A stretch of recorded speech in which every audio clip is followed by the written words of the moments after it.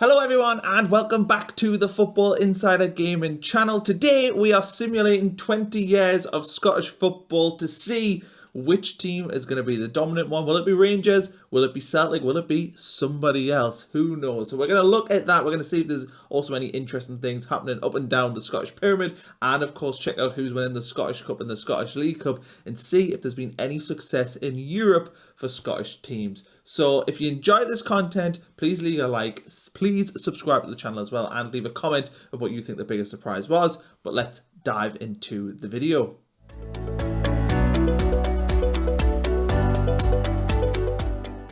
I'm very excited to see who the dominant team is in Scotland in this 20-year simulation. Rangers, Celtic, is somebody else potentially come in and dominate it? We'll let's have a look here. So we will look at the William Hill Scottish Premiership. Of course, we've got a relegation playoff there. So we'll look at the league stage. Let's go all the way to the first season of the game. So we see Celtic winning the title in the first season, Hearts second, so not too far away from real life. Obviously, Hearts having a really strong start of the season. Rangers in third place. The following campaign, it's Celtic and Rangers dominating. I feel like the game is probably going to be heavily Celtic dominated just because in real life they are, at this moment in time anyway, on paper, stronger than anyone else in the league. We see Celtic, Rangers, Hearts again as the top three. Again, Celtic, Rangers, Hearts as the top three. Celtic, Rangers, Aberdeen, so pretty dominant here. So how many in a row is this for Celtic? We must be heading towards 10 at this stage. Rangers will finally win the title in 2030-31. Celtic finishing second. St Johnstone in third place as well. Celtic back to winning the title the year after this. And again, so that's two. But then Rangers back on the horse again. So we're now flipping between the two. We see Aberdeen relegated as well, which is interesting. I'm just seeing if anyone else interesting went down. But yeah, Aberdeen getting relegated to the Championship is a bit out of the blue. Rangers winning the league title again here, this time on goal difference, which is interesting. Very low goals scored, 65 for Rangers in this campaign to win the league. Rangers winning again the following campaign. Celtic back on it, so it's very much been Rangers and Celtic constantly flipping the league title between the two of them. We've got Rangers finishing in third here, to be fair, so Hearts getting back in the groove. Motherwell finishing second, Hibs third, Aberdeen fourth, Celtic in fifth place in the 41-42 season. But back to Rangers and Celtic again. Then we have Hibs winning the Scottish Premiership title. Wow, what a turn up for the books. Rangers finishing in third, Celtic down in fifth place. The following season, it's back to sort of normal. We've got Hibs, who won the league, finishing all the way down in eighth place. That's weird. Rangers winning the title, though. Celtic in second, Aberdeen there, and there we go.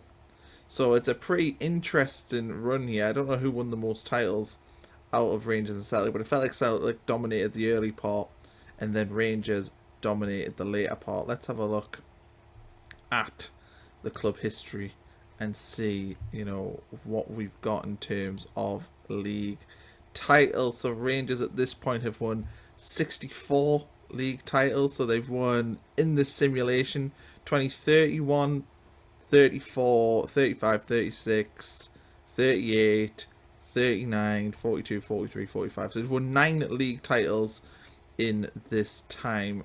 So in terms of Celtic's league titles on the save, we've got 26, 27, 28, 29, 30, 32, 33, 37, 40, 41. So they've won 10 league titles on this save. So between the two of them, yeah, it's 10, 9. And then we've got Hibs randomly coming in with one as well. But let's also check out the cup competitions.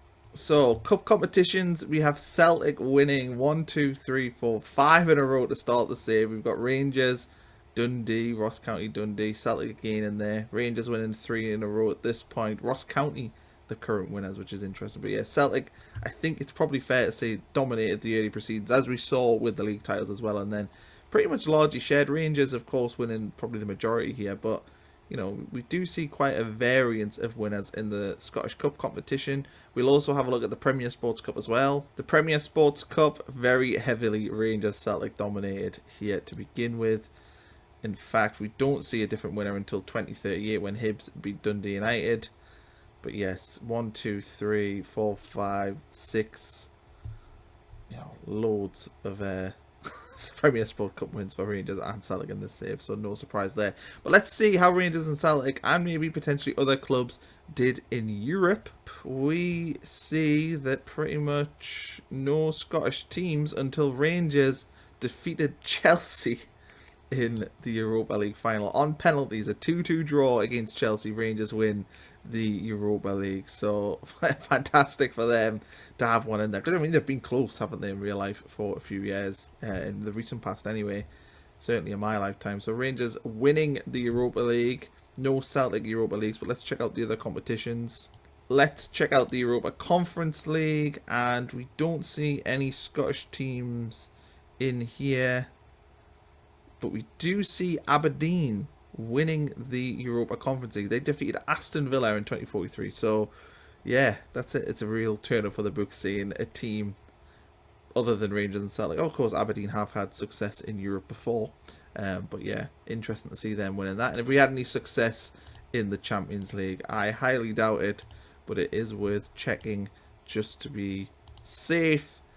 And I'm looking for a Scottish team in here, but no, it does not look like we've had any success for Rangers and Celtic in the Champions League. Let's now check out to see what sort of history Rangers have had in this time in terms of their management. 8 managers, I think it is, for Rangers. We've got Ruud van Nistelrooy, who at this point of the game, he takes the caretaker role. Well, takes the role, sorry, before Danny Roll in real life gets it. Tommy Elphick is a random one in here taking the job. Nuri Sahin, who of course played for Borussia Dortmund.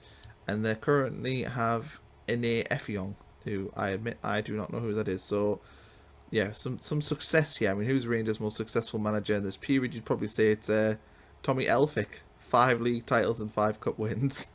Not the sort of name you would expect to have the Rangers job. Let's check out Celtic.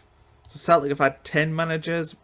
We've had Brendan Rodgers, Gordon Strachan coming back for a caretaker role. Nick Montgomery having a role here. Graham Potter have 3 years. Chris Cohen, the former Nottingham Forest player.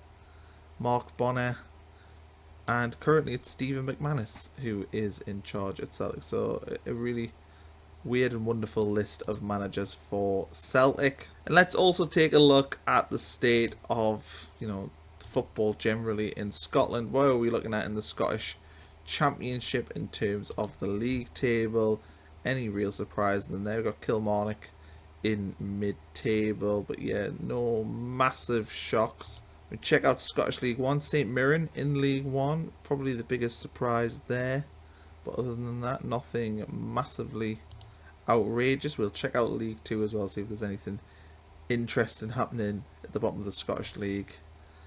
And no, there is nobody particularly outstanding in League 2 that you wouldn't expect. So no great surprises there. So there we go on this simulation. I think it's fair to say that probably Rangers are the biggest winners, but Celtic, of course, doing well as well. But Rangers winning a European trophy. Aberdeen winning a European trophy as well. But if you enjoyed this video, please leave a like, please subscribe, please let me know what you think of Rangers' predicted success. And if you are a Rangers fan, I'm sure you'd be pretty happy having a few years more of suffering to Celtic if it meant overall you coming out of this next 20-year period the dominant team again in Scotland.